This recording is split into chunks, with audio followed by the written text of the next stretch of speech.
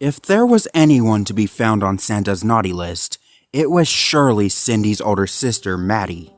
Cindy was 8, and Maddie was 3 years more, and had never said a nice thing to Cindy in her life, or so it seemed.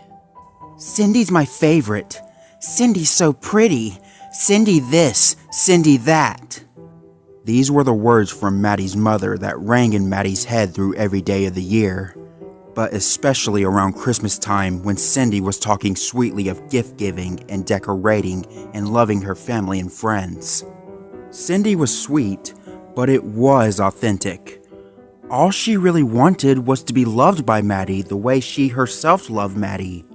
Since Cindy was a baby, Maddie hadn't liked her. Some of Cindy's earliest memories revolved around the constant sideways look she would receive from Maddie, the passive aggression, the endless competitions for Mom's affection. Cindy was always the one to receive it, but on certain days she would ask her mother to pay Maddie some attention. "Oh, your sister's fine," her mother would say. "Your sister gets plenty of attention." And after saying this, her mother would usually give Maddie a half-hearted pat on the head, and then go right back to giving Cindy all the affection a child would ever need. It left a hollow place in Cindy, and when she tried to give Maddie the love she so desperately needed, Maddie would shun Cindy as if Cindy were a leper. Now this year, Maddie had been extra bitter. Perhaps it was the additional attention Cindy garnered for her performance in the school's Christmas play. Or maybe it was the way Mom constantly bragged about Cindy's acting. "She's the next Meryl Streep, I'm telling you," Cindy's mother would brag.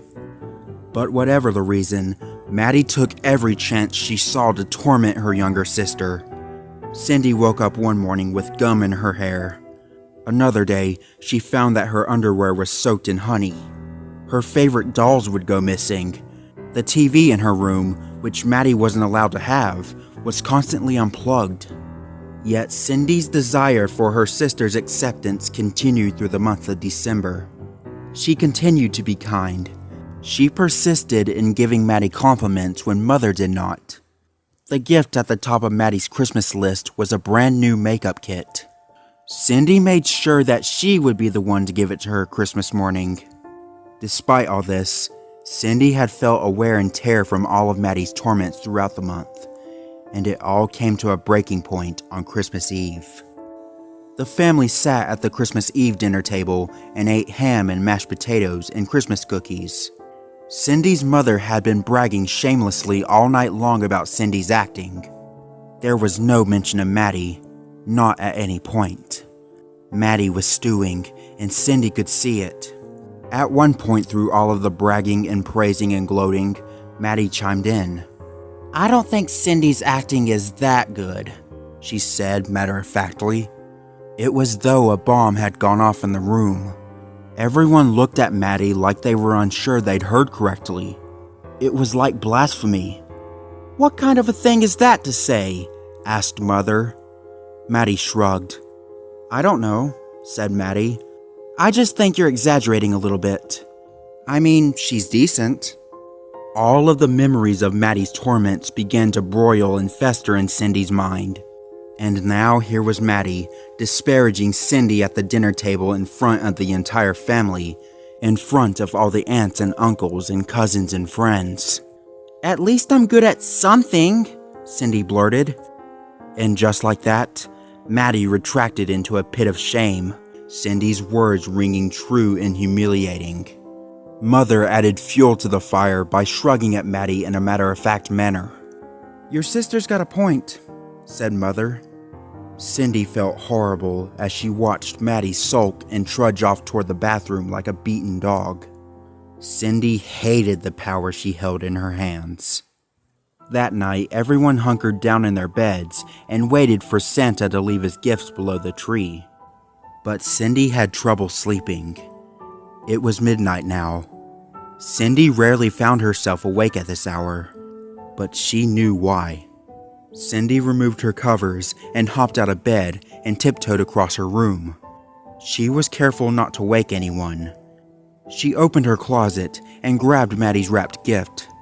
She tiptoed down the dark hallway and dragged her fingers along the wall so as not to stumble around in the dark. "I'll give Maddie her gift and tell her I'm sorry and tell her I love her," Cindy thought to herself. "That's what I'll do. And she'll be happy and she'll forgive me and maybe she'll even say she loves me too." When Cindy arrived outside of Maddie's door, she heard strange shuffling noises coming from inside. Perhaps Maddie was preparing another prank for Cindy. No matter. Cindy was going to walk in and give Maddie her present and try to make amends. Cindy opened the door just a crack. She was careful not to startle Maddie. It was so dark inside the room and she couldn't see a thing. But she could hear a great deal of shuffling inside the room.